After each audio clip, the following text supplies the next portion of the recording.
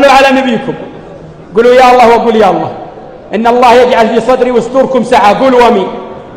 عندي مبادرة كلكم عارفينها وكلكم أعضاء فيها، وهي مبادرة أبشر بي للسلم المجتمعي. يا أخواني، عندنا مشكلة نبي نعالجها وكلكم تيدوني عليها. صدورنا كان فيها شوي ضيقة يا أخواني، البيوت وسع والقصور كبار والسيايير يا كثرها والملابس يا كثرها والأنعام في كل جال والأسر كثرت والضعيف زده قوي والقليل زده واجد والأمن والأمان وطاعة الرحمن والعقيدة وأنعام نتزاحم فيها في الليل والنهار، لكن صدورنا ضاقت يا أخواني. والله وأنا جايكم من جدة لهنا خوي بن مسعر يعلم إنه جاني أكثر من 5 اتصالات. ابن عم ما يبي ابن عيال عمه وقبيلتهم متخاصمين على الختم ونسوانهم ما عاد يبون أزواجهم وأزواجهم ما عاد يبون نسوانهم. يا أخواني أسأل الله لي ولكم السلامة.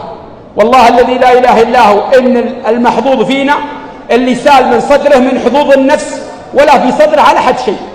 ترى اللي شاكي واللي داعي واللي داهم ترى يمرض نفسه قدام الناس، تلقون السكر عنده والضغط عنده والراس شاق والوضع مزري وحظ الشين البعيد عنكم. يا أخوان يدعوكم من هذا المنبر وسعوا الصدور مثل ما ربي وسع عليكم. ربي يوسع علينا وعليكم، وسعوا الصدور وارخوا الجانب وارخوا الجانب البعض. الله لا يجعل في قلوبنا ولا قلوبكم غل.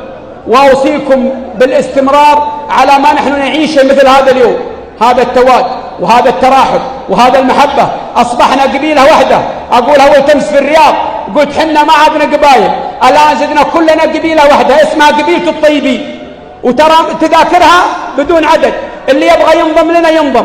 الطيب اللي يوحد الله ثم يحب سنة محمد صلى الله عليه وسلم ثم يحب السعودية ثم يحب قبائل المملكة ومجتمعها ثم يحب أخوه المسلم مثل ما يحب نفسه، تراه معنا من قبائل الطيبين وأنتم كلكم منهم.